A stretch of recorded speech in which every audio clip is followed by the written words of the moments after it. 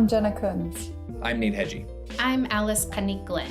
And we are journalists who report on Indigenous communities in the United States using audio journalism.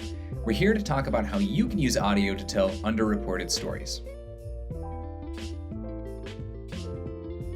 When considering who to interview, think about whose perspective you want to include in the story that you're covering. You may want to enlist the help of a community member to help you make that list.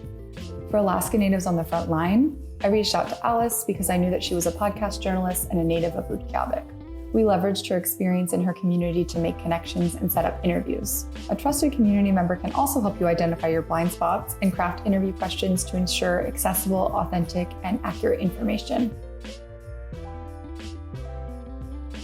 Don't be afraid to use social media to make connections. Many people use Facebook to memorialize people who have died or to draw attention to injustices. As part of my research, I explored Facebook to find people who had lost loved ones in tribal detention centers. First, I sent messages to them expressing how sorry I was about what happened to their family.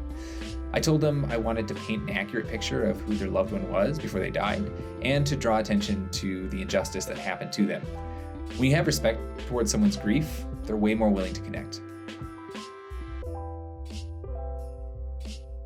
When you're interviewing someone, especially for podcast journalism, trust and rapport building is key. You can cultivate that connection by meeting in a safe space, sharing interview questions in advance, getting permission to record, and allowing the interviewee to build an image of themselves.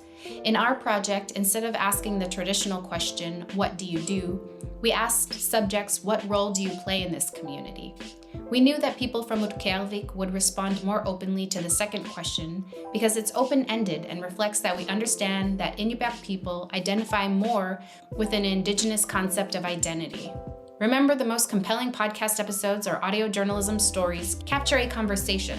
So ask the questions that you wrote, but also be present and go off script and follow your curiosities. When you're talking to sources, use the words they use to describe events, experiences, and emotions that are personal or culturally specific.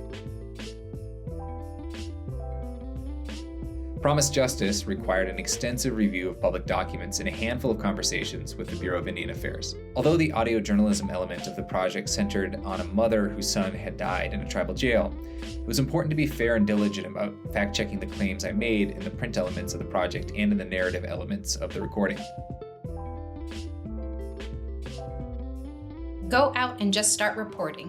I learned the most by doing the work. Don't be afraid to make mistakes. They are all learning opportunities and make you sharper.